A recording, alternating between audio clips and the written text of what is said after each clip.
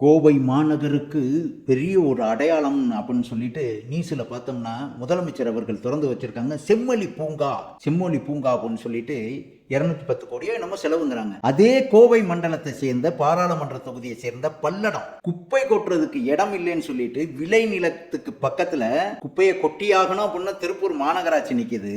அதுக்கு ஒரு 5 ஏக்கரை தனியார்ல வாங்கி ஒரு 50 ஏக்கர்ல வாங்கி ஒரு 25 கோடியில வெளியில ஒரு இடத்த வாங்கி குப்பையை கொட்ட முடியல.